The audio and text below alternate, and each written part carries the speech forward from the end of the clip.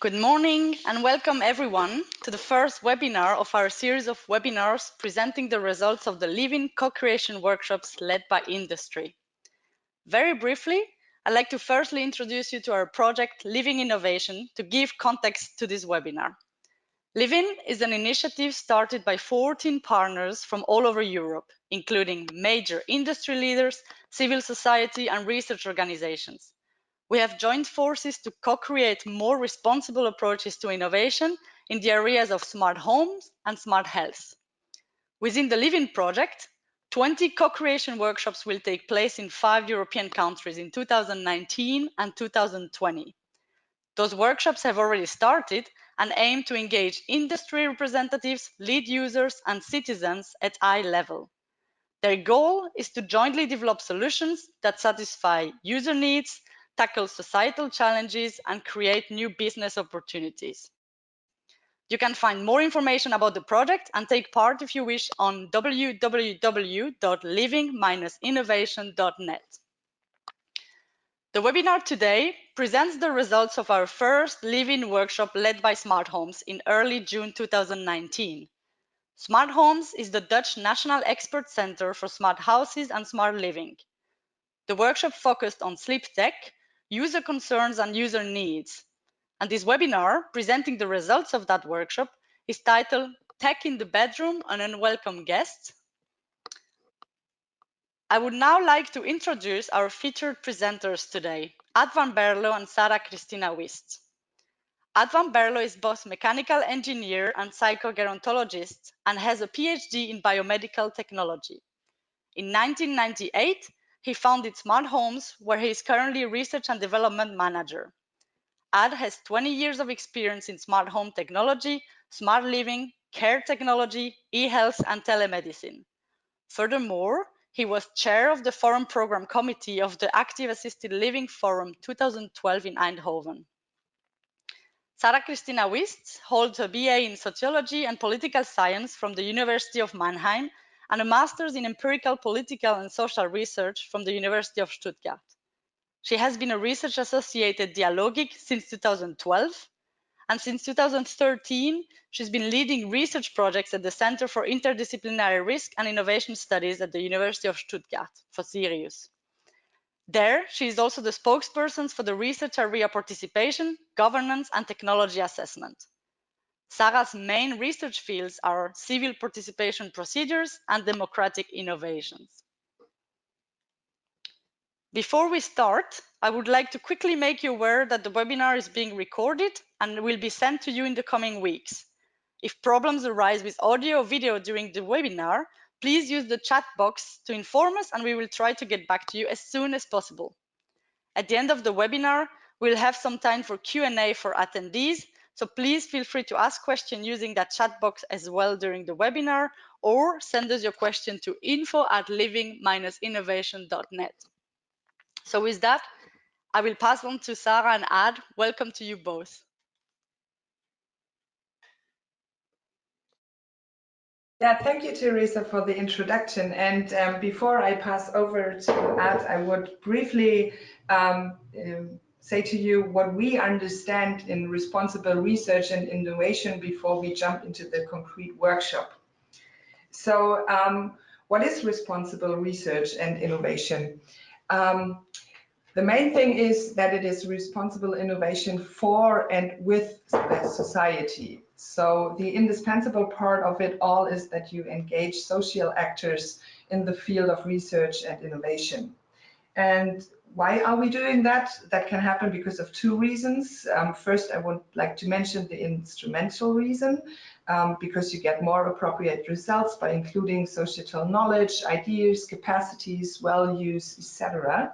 And the second reason are the democratic reasons, because citizens having a say on needs, products, and innovation agendas.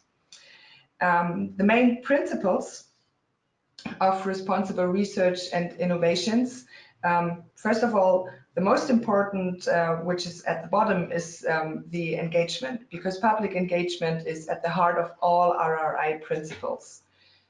The other principles are to be inclusive, so that you involve diverse stakeholders, for example, users, NGOs, in the RI process.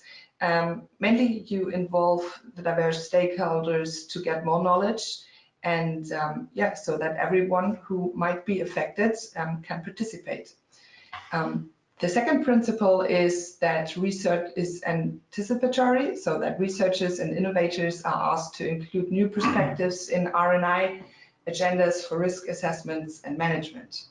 Also, a principle is that you have to be really reflexive, and you have to ask yourself, and the researchers and the innovators are asked to think about their own ethical assumptions and their role and their responsibilities in public dialogue. And the last principle I would like to mention is the responsiveness, because you have to be flexible and have the capacity to change R&I processes according to public values. And the last slide, to sum all this up, is, yeah, responsible research and innovation means that you are oriented your innovation activities towards solving the grand challenges of society, climate change, dementia, just to mention a few. And it's about developing new technologies, products, services, business models, and systems that are socially acceptable and desirable, so that you can create things that are desirable and lessen the non so desirable outcomes of new technologies, for example. And it means that you co-create together with the people who will be affected from the innovations. And it means that you anticipate the impacts of an innovation, what they will have on the society and the environment, and increase the positive impacts and reduce the negative ones. And co-designing a whole system, for example, healthcare, food system, instead of focusing on individual technologies or products. So RRI is a quite holistic approach to new innovations. And that's all I wanted to say about responsible research and innovations. And I would now give Ed the stage, and that he can tell us, or the SMH group, what they did and what this means in practical senses. So yeah, thank you.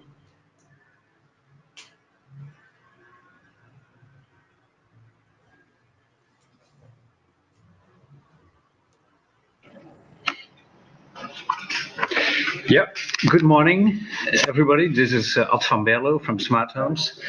Next to me, I would like to introduce Marjolein Winters. She is also working in this project together with me, and she is health technology and health management background. She has that background. So maybe she will correct me or help me when things are not okay, but she was also attending and giving the Dutch workshop. Well, first, what we will do in this next 20 minutes is give an overview of what we will talk about. Maybe most of you listening here understand what sleep is really, but still I would like to summarize what we told the participants. And of course, also what can happen if we don't sleep well, and what current and future developments are in the monitoring of sleep, because we obviously must know how we sleep. And yeah, what are the future and current developments in the technology in the bedroom? Well, it's not common knowledge to most people that we have 4 stages of sleep, and only recently, actually 10 years ago more or less, up till that time people thought we had even 5 stages of sleep. But now most scientists agree that we have 4, and this is I come back on that in the next slide. A sleep cycle is taking place normally within 90 minutes to 2 hours, so 120 minutes, and the stages of the sleep are light, then intermediate, then deep, and then not REM, no, then back to intermediate, light, and then we go to the rapid eye movement sleep stage. And here a little bit of information on how these stages, what we do and how long they are for most people, if it's normal. The light sleep stage is when you fall asleep. It takes place for about 5 to 10 minutes, and your heart and breathing are slowing down.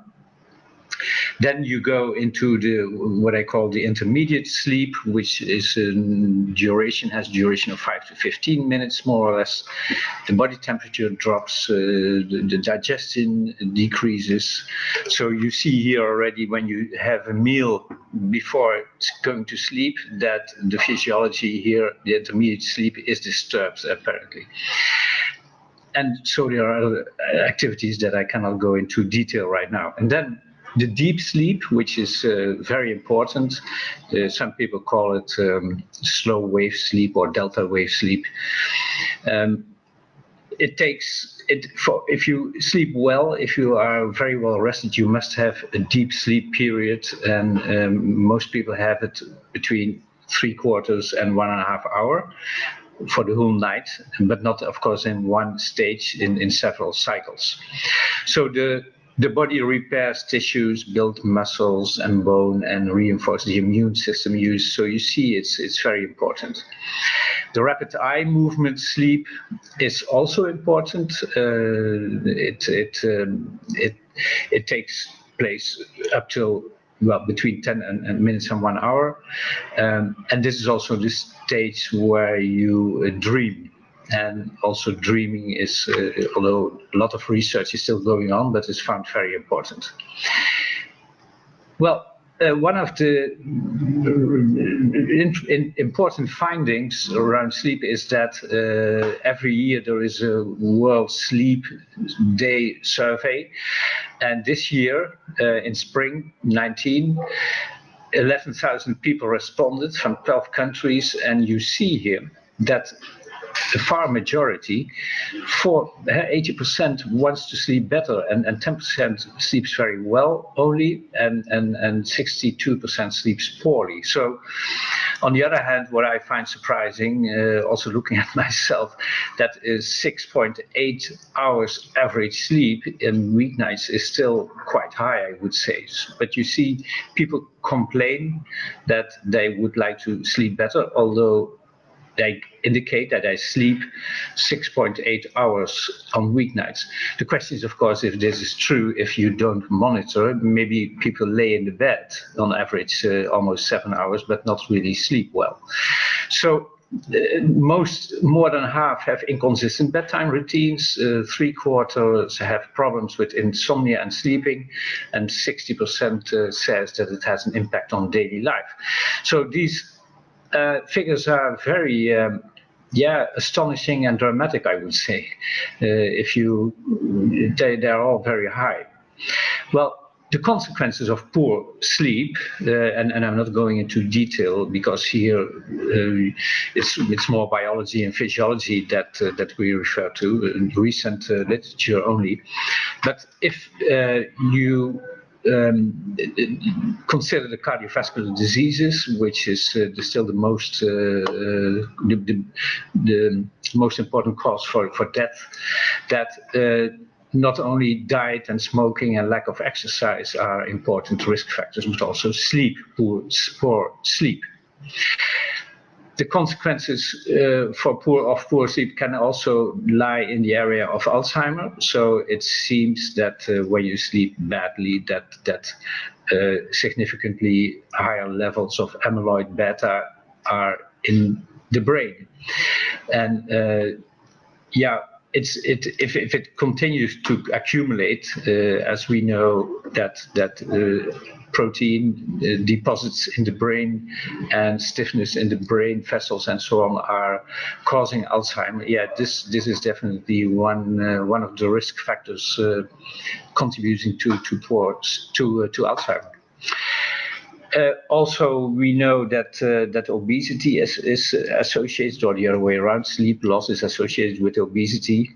and type 2 diabetes. And also here there are recent publications how the mechanism is most likely appearing.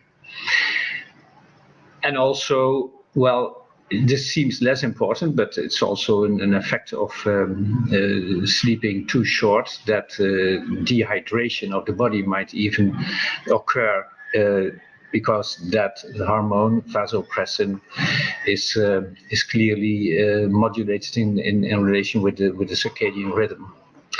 Well, just enough about the consequences. And how do we then monitor sleep? Well, there are many studies all over the years, and this is just an example of how you can monitor in a clinical environment your brain function. So that's done with the EEG, and there are many leads, many sensors on the head, and you see this kind of pictures with with different parts of the brain, which indicate clearly how, well, in which stage, which of the four stages you are in that phase, in that period.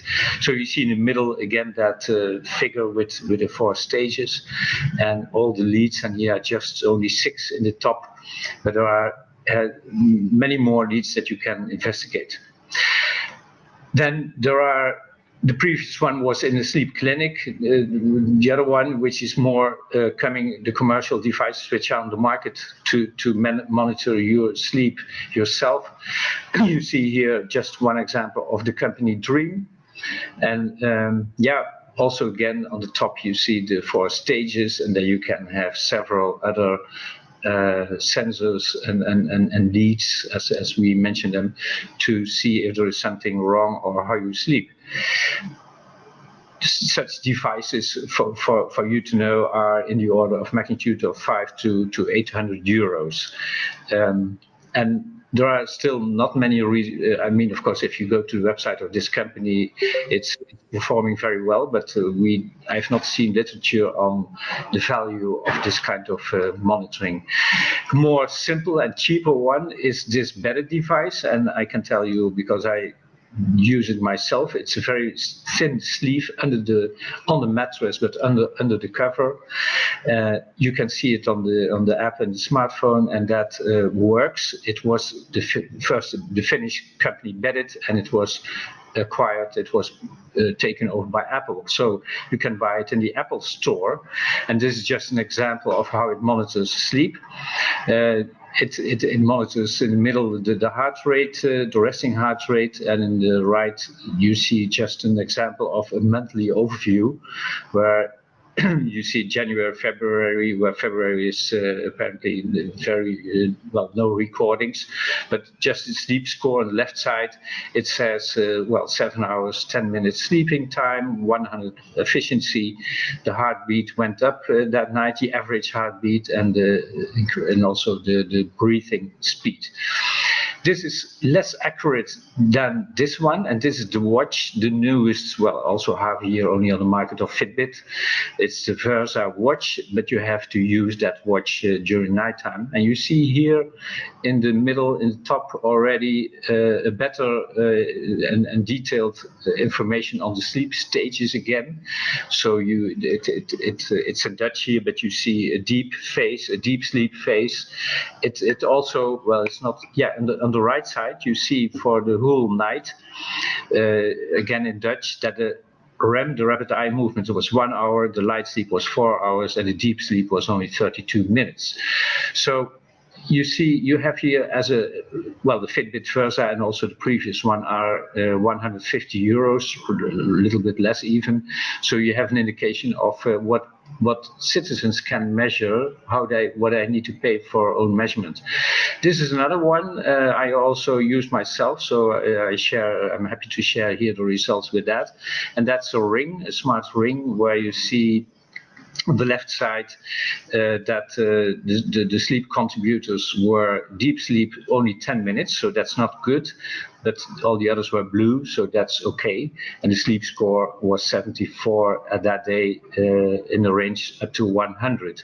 And you see here again also the sleep stages in the middle, and in the right side you see the resting heart rate, which is also, normally decreasing during the night, so there is no problem with that. But this ring is like the size of a normal wedding ring, and it has all the sensors, and it is even better than the watch, which you feel more or less, and it's also definitely better than the sleeve in the bed. There are other things, but then you need to sleep again, like the previous, the Dream one here with the Philips device, which you need to wear on your head. But that is also to use. It's not only for monitoring, but also to help improving your sleep quality. That is done here in this case by giving some stimuli, sound stimuli, and that should help the prolonging the overall sleep and better quality of sleep. You see here the price indication, it's $400, so yeah. I have again here no results. I have not used it myself. I don't know literature of the use of the usefulness of this kind of devices. For other devices do not really contribute to better sleep by itself, but you see here, for instance, the wake up light, and that's more how to wake up. So that is less important, I would say, for the quality of the sleep itself. Another thing which is most important is, of course, snoring. Snoring is a problem in many for many people. There are also here several devices coming up. This device around your chest, maybe not the most comfortable one, but at least another attempt. This one seems also very interesting. We are now starting to test soon this kind of construction around your bed, and it is a special not cage, board in the middle between the pillows, as you see, but the material of this bed is sound absorbing. So if your partner is snoring and the head is at the other side of the board, you would not hear so much the snoring. That's the idea. So it's simple. And we are going to try that out. It's not on the market yet, but this is also, simple and promising.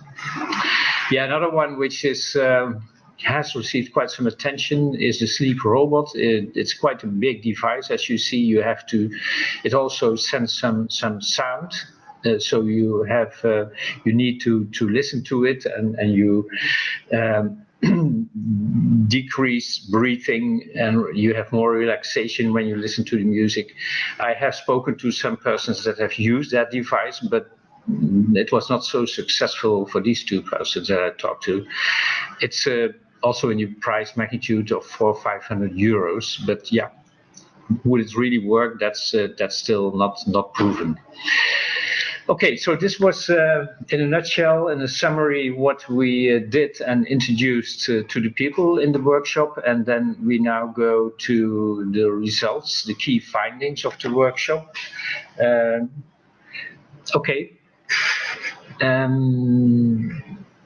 So we had in the workshop several sessions. The first session was in the beginning, that the 10 persons were asked, what do you think about sleep?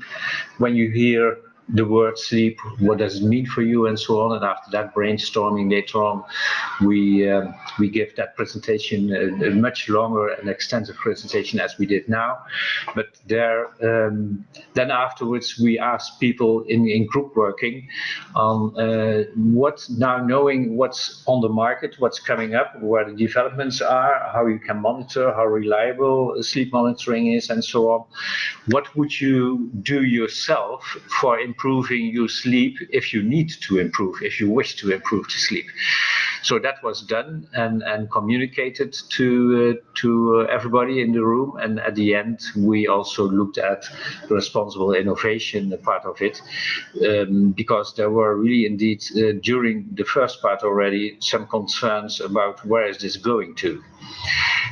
I mean, it's not written here now, but more extreme cases that ideas that were mentioned, like maybe in the future they will implant things in your brain and or manage your sleep externally with devices, and is that really what we want? So. And of course there were many other ideas or thoughts coming up, but overall key findings: people now have better understanding, or seem to understand also before, the importance of sleep. But nobody was really aware of the consequences if you don't sleep well. Most people had heard that there was something like a sleep cycle, but now they know more that there are 4 stages and what it really means and what the importance is of the several stages. And people are unaware of how much they dream each night, but indeed, if the devices that I showed with the total REM sleep, rapid eye movement sleep, then they could indicate more or less how much they dream. Apart from the fact that you, of course, can know yourself that you have been dreaming, but sometimes you remember what you have been dreaming, but not so much details as you monitor. So most people are interested in innovations. Of the 10 people, which is of course not a representation of full society. Some indeed had problems with sleeping, but there were also people that said, yes, I sleep perfectly well. So the ring was found very interesting. So also during the workshop, 2 of the people really said, I'm going to try to purchase that ring for myself or for their partner, that I found that it would be very useful. Yeah, some are indeed skeptical. As I said, sleeping robot has received more skepticism during the workshop, but yeah, we didn't have too much information about that. But having such a sort of rugby ball all the time in your bed is maybe not the most pleasant thing. But anyway, innovations are considered interesting, related to provide a better sleeping environment, were enthusiastically received. There were some ideas like, okay, we never have a totally dark environment, particularly if you are in a city environment or you don't have the right curtains or whatever. So that was for some people still a very good and important point. And yeah, although it seems a little bit hilarious, but yeah, people do have problems with insects, mosquitoes and so on, and that disturbs their sleep. And it was mentioned by, I think, 2 of the 10 people that really a device that can zap these insects was found useful. So that's just an illustration of that it's not only about the person himself monitoring the sleep, but also the environment with fresh air, with the right humidity, with the right temperature, with the right bed, of course. Also, these things were mentioned also in the overall presentation. So it's not only monitoring and this kind of tech, but also the bed is of course crucial. The mattress, the total environment with music, with entertainment, all these things can have big influences on your sleep. So also people who really need it were definitely more interested in and found that innovations are important than people who have no problems. So just monitoring the sleep, if you sleep well, is not found very useful at this moment by the people present. But yeah, apparently there's a need to know more when you have problems. And in the sleep, in this World Sleep Day figures, you found that, yeah, a majority of people do have problems. Yeah, then about the responsible research part, it was considered to be important, particularly because people were concerned about the data, the sleep data. And indeed, also Apple is collecting your data if you use that sleep, but also the Ring company, the Fitbit company, they're all collecting your data. And so far, we trust, and that's also, of course, you can never be sure what happens with that, but that it's used for general purposes and to optimize the devices. But if these companies are really misusing it, selling it, or sending you all kind of commercial advertisements, commercial messages, then people wouldn't like it. Research purposes, okay. We could not distinguish yet if, for instance, a company is going to help you with improving your data. Oh, sorry, with improving your sleep if you give your personal data. Yeah, that's something else. I don't think these kind of companies are existing already, but we foresee that in the near future, yes, you can definitely individualize sleep patterns and better sleep and improving sleep. Yeah, and some participants didn't want their data to be used at all. So yeah, they definitely cannot make use of such a device. So in general, the thinking about responsible research was very important, and also the attention for that was found remarkable by the people, and most people were very happy that we have such a project, that we do have these concerns, apart from confidentiality and issues like security of data. So yeah, this indeed I talked about that already, and this is the last slide. I don't mind if a company uses my data, but I don't want to get advertisements. All participants agree that nobody should be able to have your data and trying to control you. So that is what people really also said at the end. It should be for yourself, but not being controlled, that an external company is going really to control your sleep. The workshop itself, and this is really the final slide, it was very informative. It was an eye-opener to many people, most people I would say. Co-creation generated some rough ideas, as I indicated. And yeah, the principles of responsible innovation were well understood and found important, considering the threats of security and so on, and data mismanagement. And yeah, they also gave some indications for, there are opportunities to further extend this kind of workshop to different target groups, companies.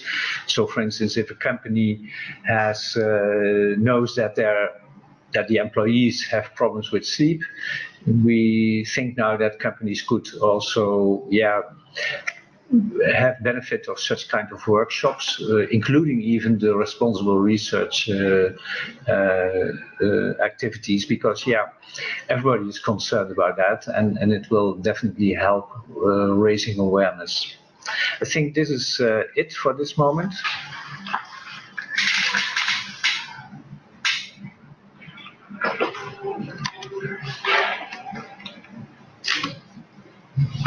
So Teresa, we would gladly give the floor to you then.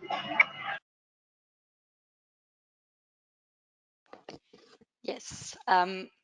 Thank you very much to you both, Ad and Sarah, for your very informative presentations. We have already had a few questions coming in from our audience, but please continue to send your questions in using the chat box or via info@living-innovation.net. So first, I have a question that just came in. How was, and it can be either to Sarah or to you, Ad and Marjolein, how was responsibility considered in the innovation process of these technologies? Yeah, maybe I can give a broader answer, and then Ad can say something about the workshop. I think this is a very good example for what we consider the first stage of responsible innovations, because as Ad said, awareness was risen, and they got in discussion with the participants, and it was about collecting ideas, values, opinions, and worries. And that could be the base for further developments and co-creating new innovations.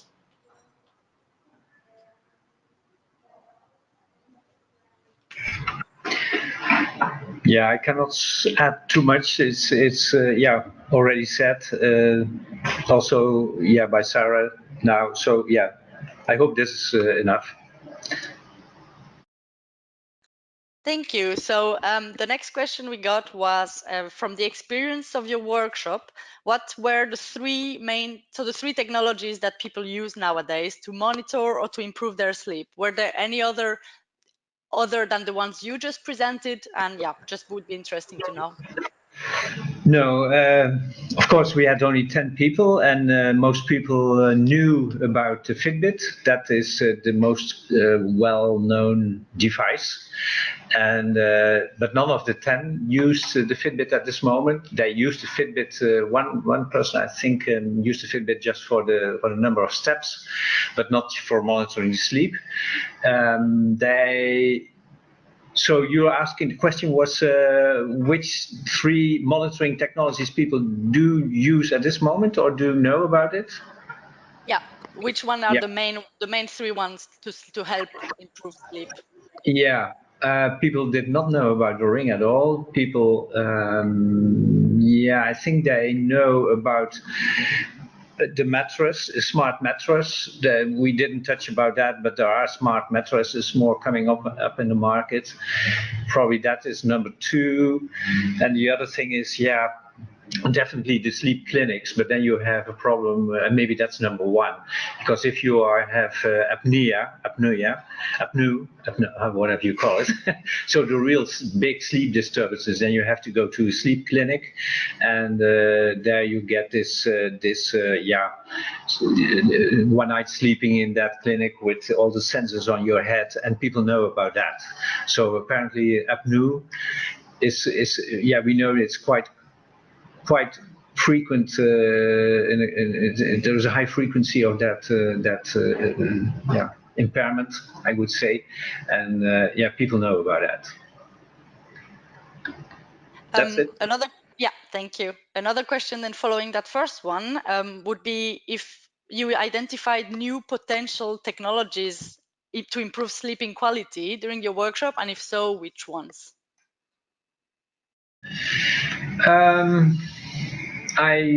We give some of them.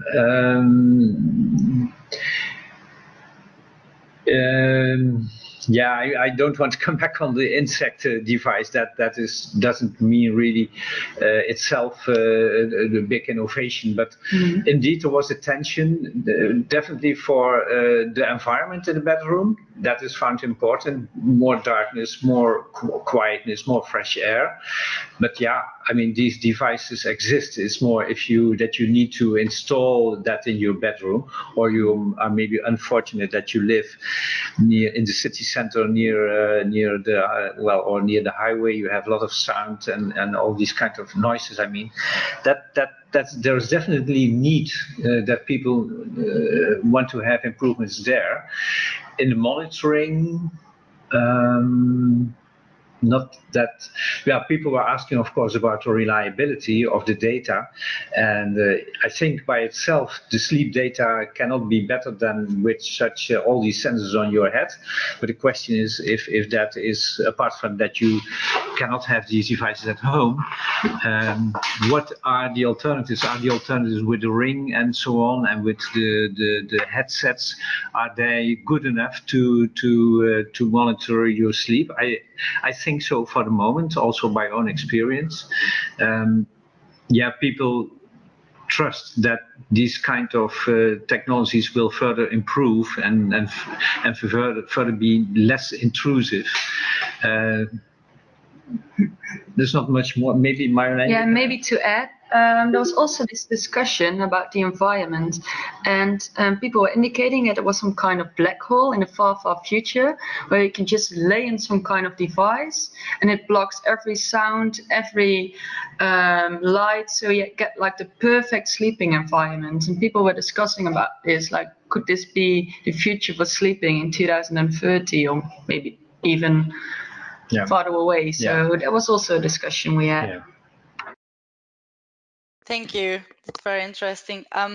Following those discussion, you mentioned it already a little bit, but were there from your workshop, could you see if there were main myths or fears that people had when monitoring their individual sleeping cycles or when using technology to improve their sleep? Yeah, definitely. There were many concerns. For example, where does my data get sent to? As an employee, maybe if my sleeping data gets sent to my employer, then my employer can say to me, okay, I just noticed that you didn't have a good night's sleep, so your working skills are definitely decreasing. And people are a bit concerned about that it might be a future, or there might be something in the future that it would get used for work. And also advertisement. People don't want to get advertisements when they look at their data. So they only want to use the data for their own good, but nothing more. That was the conclusion. And another question that might be more for Sarah, what key responsible innovation issues do you see in the area of sleep tech? Yeah, well, I think it's very interesting because an interesting field for being responsible, because at least everybody has to sleep, and in a society which is very demanding, so I think everybody is affected from this. So we should talk about all the issues that comes with that, like for example data security, or what we know is is it about improving sleep, or is it about improving the circumstances in which we live and how demanding the society is?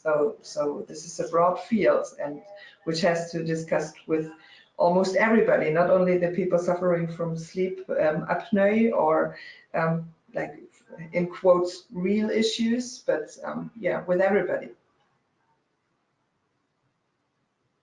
Thank you. So we are reaching the end of our webinar. So I'd like to thank you very much, the participants, and also, of course, Ada and Sarah for sharing their knowledge with us today. Our team will be reaching out in the next following weeks with follow-up information about the webinar, and you can always visit us on www.living-innovation.net. If you have any more questions, please feel free to send it to us on our email address info@livinginnovation.net, and we will seek to also answer those on our platform. So thank you all for joining us today, and have a great rest of your day.